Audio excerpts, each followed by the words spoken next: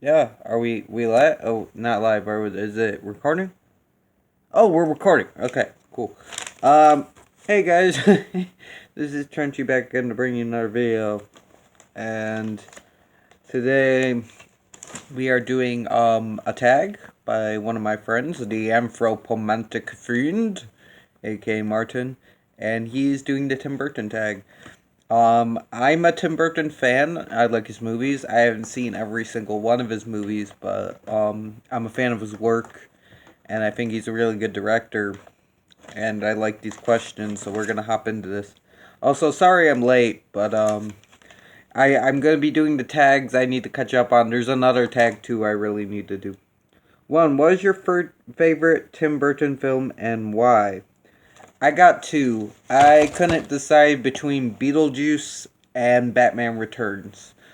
Um, Now, Beetlejuice, I've said this before, it's a film you can't really put in a box. Is it a horror movie? Is it a comedy? It's got like this weird romance thing going on. It's very it's an interesting movie to say the least. The set design is superb. One of his best set designs he's ever done. The special effects on all the dead people are great.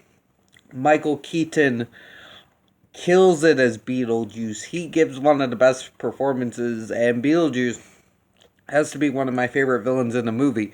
And yes, Beetlejuice in this movie is a villain.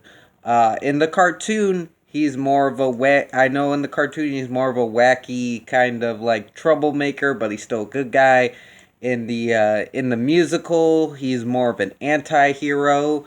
But in this one, he's just a straight up villain, and it's awesome. He's got like this pervy, redneck, zany thing going on, and I really like that. I love Gina Davis and Alec Baldwin. I think they're fantastic characters. I It's weird. I usually don't really like Alec Baldwin, but I really liked him in this film. I like the dad character. The actor's piece of shit, but I like the dad character. Catherine O'Hara's great. Winona Ryder is one of my favorite actresses of all time because of this movie. She kills it as Lydia. Just spectacular. I love her. Um, you got also in there just this big pompous jerk. Just a lot of great characters. The shrunken head guy, the smoking guy, the football team. Did we make it, coach? I feel like all that stupid shit. Juno, she's like smoking and she's the hole in her neck. Just brilliant characters. The sandworms. There's just so many. I could talk about this movie all day. Um, Really great movie. But we should move on to Batman Returns, which is actually my is it? It's not okay. I think it's my favorite live action Batman movie. It's not my favorite Batman movie. That's got to be Batman Under the Red Hood. But it's my favorite live action Batman movie. It even beats out The Dark Knight and the original Batman. I just have so much fun with this movie, the gothic atmosphere of it. I love how they kind of changed the characters to make them more Burtonish while still it's a new take on classic characters, but they still feel like the characters we know. You got Danny DeVito as the Penguin, this kind of deformed monster who is hateful. He is hateful around Christmas because he was abandoned, so he tries to seek love by making everybody love him, by becoming the mayor, and he's kind of got this swagginess to him, but also this like monstrous, which I think works really well for just Take of the Penguin. Brilliantly done. Batman does kill people. Still 50-50 on that, but in the end, I don't really care. You know, as long as he's not using a gun, I'm good. But I really Michael Keaton kills it as Batman again. He has this kind of mysterious sorrowness to him, and when he puts on the Batman suit, it's all awesomeness, it's all badassness, and he whoops some ass, and it's very he's just got this stoic nature to him that is just great. And I really love his the romantic tension between him and Catwoman. Michelle Pfeiffer plays Catwoman to a T. Just this very meek person, and I like how they did this. That becomes this very sexual, very outgoing, violent person, and it was just a really fun performance. That fight on the roof's just great. You also got Christopher Walken in there as Max Shrek, which is brilliant. You know, Christopher Walken's great and everything. But I keep coming back to this movie because this movie has more memorable scenes. Like I'm pretty sure this is the one where he puts his fist up like this and knocks out the clown. He sets a dude on fire with the engine of the Batmobile. You got the say cheese scene. You got the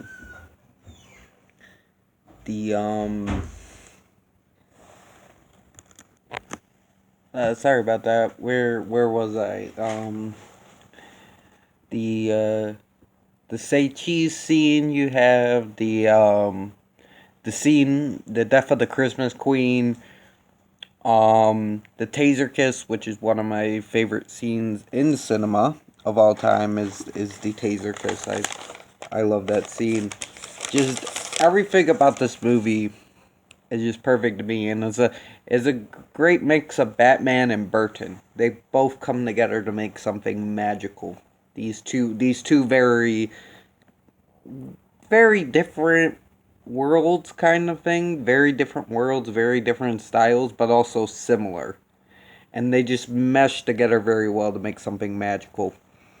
And yeah, that's why Batman Returns and Beetlejuice have to be there for um, favorite Burton film.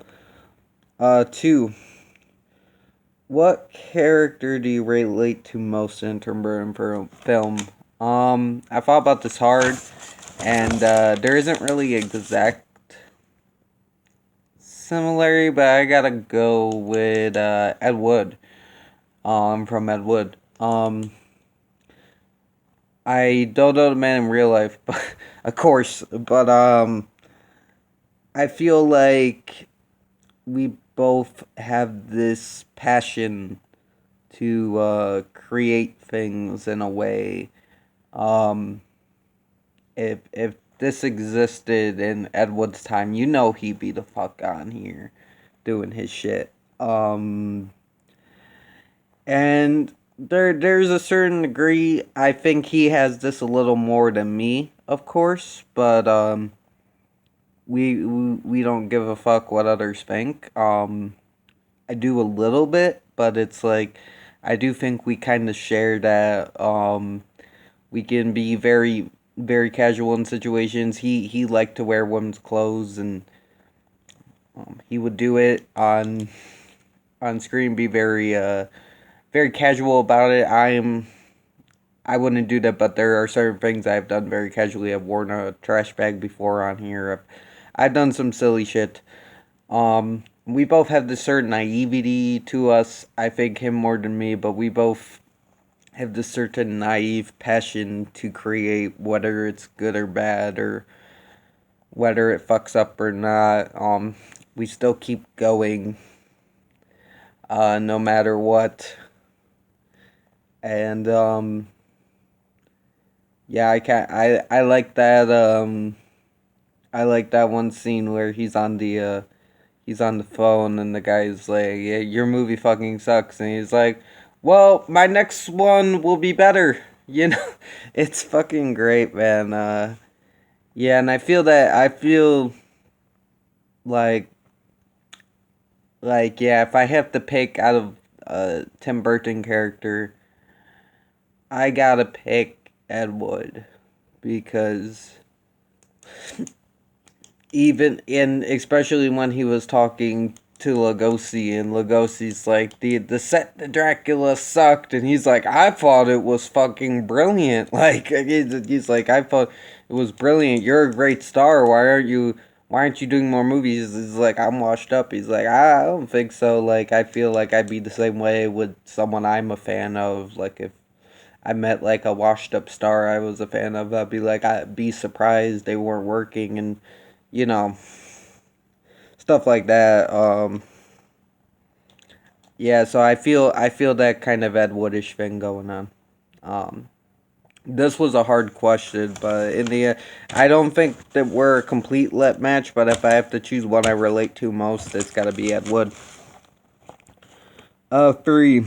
What is your favorite piece of music in a Burton film?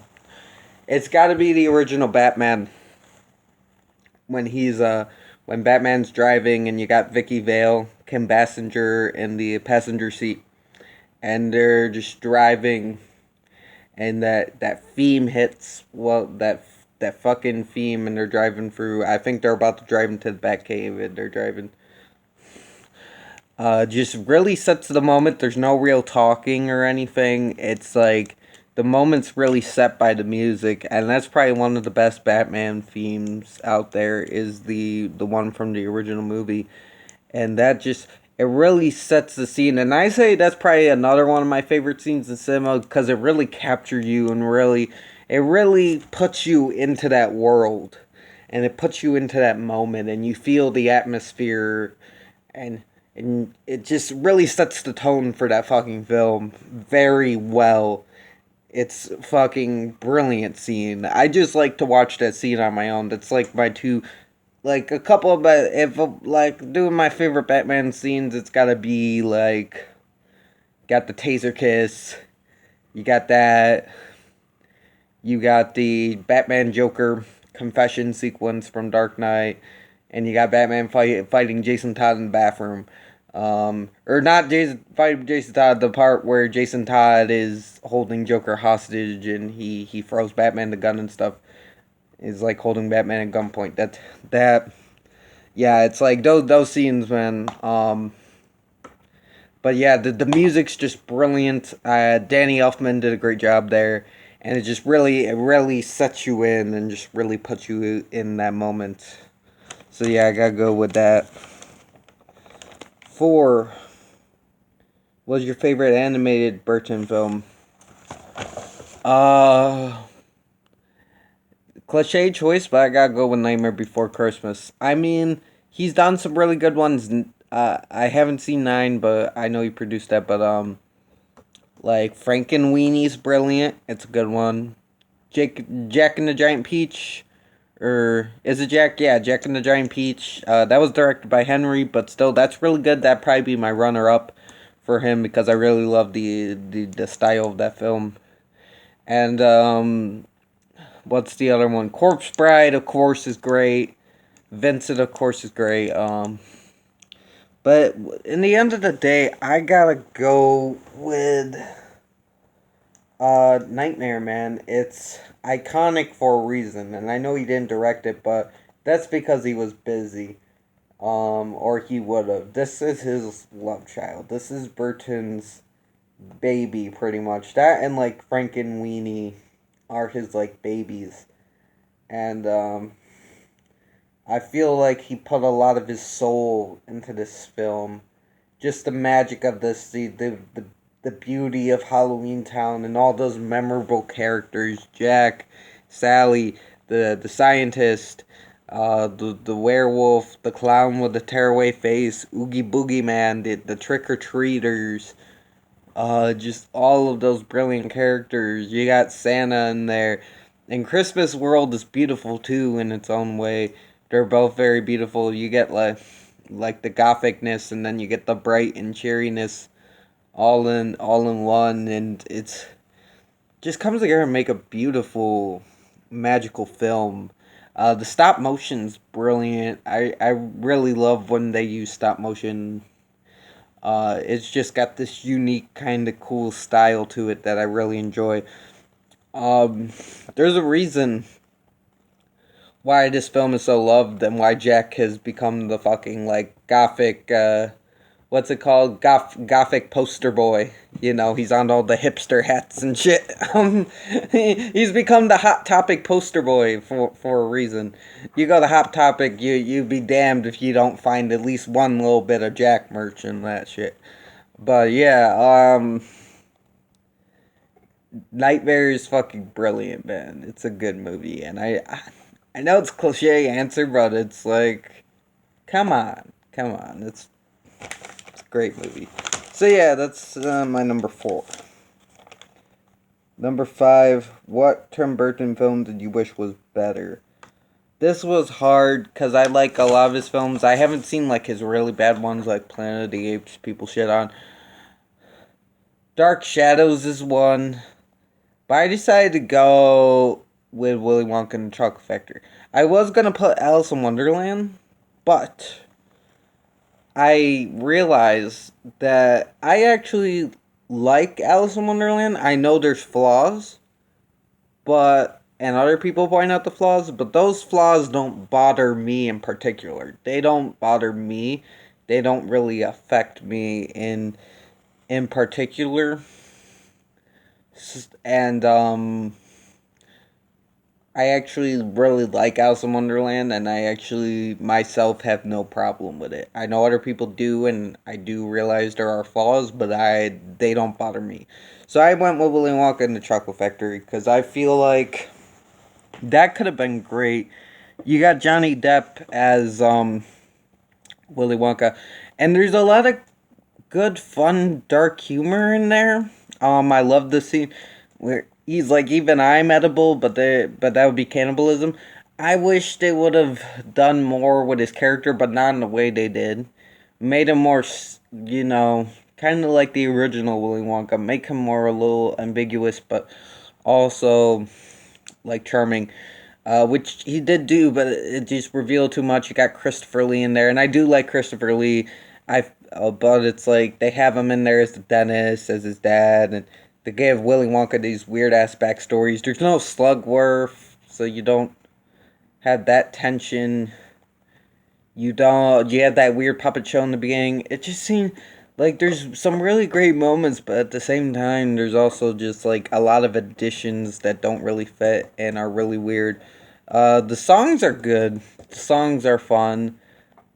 There's a little bit of bad CGI, but that is what it is. But mostly my problems are with like some of the added backstories and some of the fluff they put in there to pad out the story.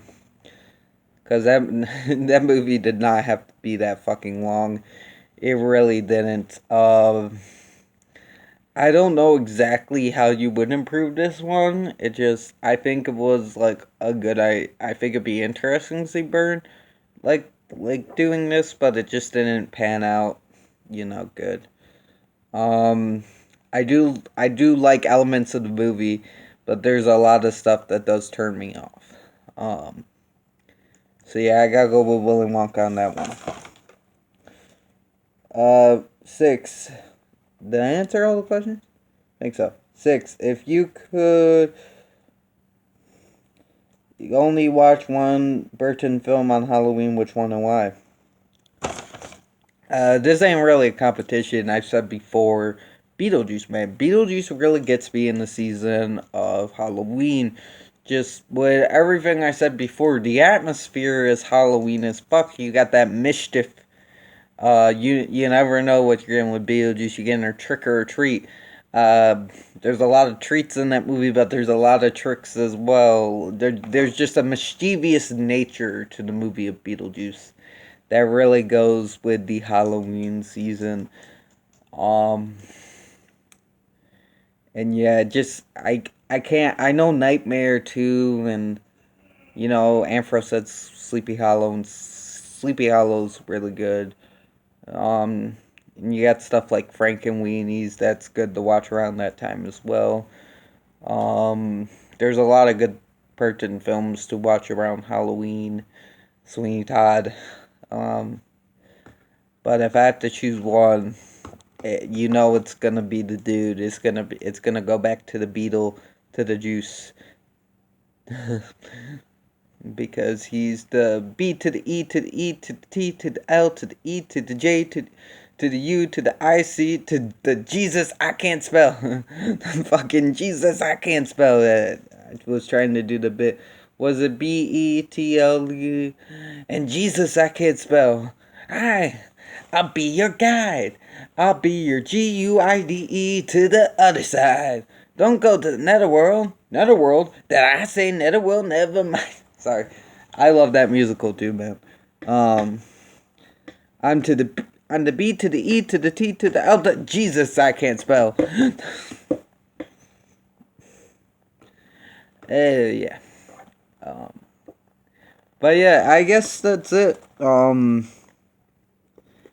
Sorry I'm getting this up a little late, Martin, but I did enjoy doing this. I am a Burton fan, and it was great to rack my brain with some of these questions. I will be doing the alien tag soon. I will be having that out soon. And yeah, you guys have a good day. Stay frosty. This is Trenchy signing off. Beep boop boop. I will leave a link to Martin's channel below.